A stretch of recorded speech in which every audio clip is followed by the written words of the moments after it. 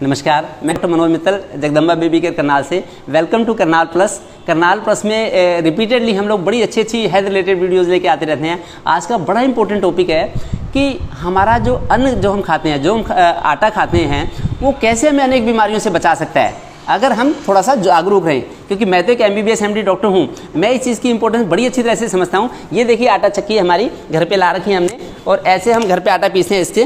तो ये आटा है। तो जब आटा पीसें, एक तो ताज़ा आटा खाएं हम, दूसरा मिसा आटा खाएं। जब भी गेहूं का आटा पीसें तो गेहूं के साथ में थोड़े काले चने, थोड़े ज्वार, बाजरा, मक्का, मकई, ऐसे कई तरह के धन धान्य में डाल सकते हैं। इसमें मुट्ठी मुट्ठी भर, जैसे 1 किलो आटा 1 किलो गेहूं है तो 1 किलो गेहूं में मुट्ठी भर वो चना डाल दें, मुट्ठी भर जौ डाल दें। ये देखिए जो, तो ऐसे करके इससे बड़ा ज़्यादा लाभ मिल सकता है हमें। तो इस चीज़ का हम फ़ायदा उठाते हैं, क्योंकि इससे बड़ा सारे फ़ायदे होते हैं। एक तो इससे बीमारियां नहीं होती हमें, बड़ी सारी बीमारियां, गैस रहेगी नहीं हमें अगर मिस्से आटे का खाएंगे।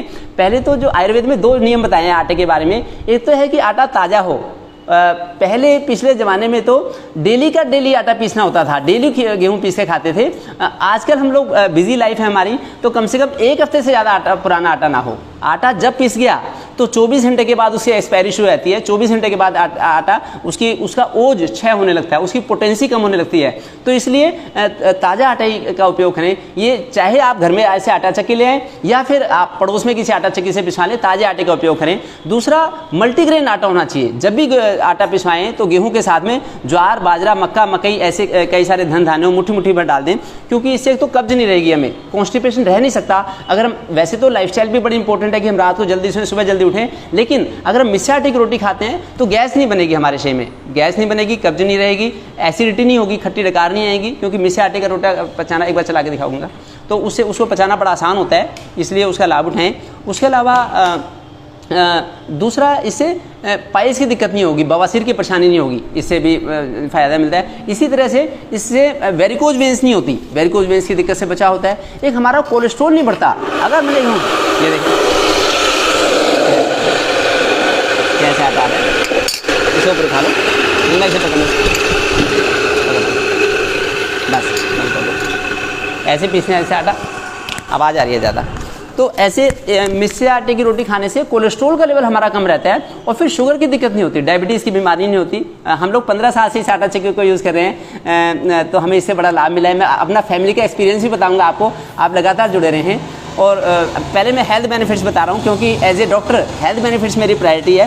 फिर अपेंडिक्स की बीमारी भी नहीं होती, क्योंकि इससे पाचन बड़ा अच्छा रहता है, आंतें हमारी बड़ी मुलायम रहती हैं। फिर डायबिटीज़ से बचाव होता है, शुगर की बीमारी से बचाव रहता है। मिस्से आटे की रोटी तो वरदान है डायबिटीज़ में बड़ा।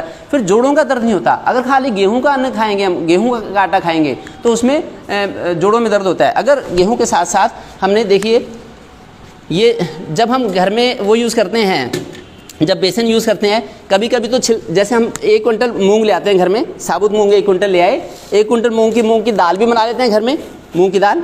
और मूंग की दाल का, छिलके वाली मूंग की दाल का ही बेसन है। हम लोग घर में छिलके वाली मूंग की दाल का बेसन यूज़ करते हैं। हम लोग चने का बेसन कम यूज़ करते हैं। ये चने की दाल का बेसन है, चने की दाल है, ये चने की दाल का बेसन है, और ये चने का ही बेसन है। कहाँ गया ये वाला, ये चने का, छिलके वाले चने का बेसन है। जो चने हैं, ये रहे चने, ये इससे छिलके वाले चने का बेसन है, और ये चने की दाल का बेसन है। ये मूंग की दाल का बेसन ये वाला है। और ये ज्वार का हमने आटा बना रखा है। जैसे कभी अगर मिस्सा अनाज ना पीसा जाए, तो फिर जो गेहूं का पीसा हमने आटा, उसमें ज्वार का भी आटा थोड़ा डाल लिया, जौ का, ये जौ का आटा है, ये जौ रखे हैं जौ का। और ये हमने रागी का, ये रागी का आटा है। और ये थोड़ा मोटा आटा पीसा था हमने अलग से। और ये तिल चावली भी बनाते हैं हम लोग घर में। मैं जब सुबह जाता हूँ सैर करने के लिए अपनी गुड़िया सोम्या के साथ में, तो ये तिल चावली है। इसमें चावल का आटा है, हाँ वो चावल रखे, किनकी है, किनकी को पीस के हमने चावल का आटा डाला इसमें। और तिल, ज्वार, बाजरा लेके आना, ये तिल जो हमने तिल का भी डाल लिया। और ये बाजरा ये बाजरा है, ये भी डाल लेते हैं। और बाजरा हम सुबह कबूतरों को भी डालने के लिए ले आते हैं। और आज जैसे रविवार है, रविवार में हमें खेड़े मंदिर में प्रसाद देना था, तो इसी आटे का हमने ये लड्डू भी बनाने हैं हमें। ये देखिए बोर्नविटा, सेरेलैक्स, हॉर्लिक्स, उन सबसे अच्छे इस आटे के जो बना हुआ है, ये जो हम लड्डू बना के अभी खेड़े मंदिर में लेके जाएंगे, तो ये सबसे अच्छा हॉर्लिक्स कह दो इसे, या सेरेलैक्स कह दो, या बोर्नविटा कह दो, ये सबसे अच्छी चीज़ है जो ताज़ी चीज़ हम यूज़ करके अभी प्रसाद बना के सब बांट देंगे खेड़े मंदिर में, उससे ज़्यादा अच्छा रहेगा। कभी भी गौशाला में जाना हो या मंदिर में प्रसाद लेके जाना हो तो घर में बाल भोग बना सकते हैं, इसका लाभ मिलता है।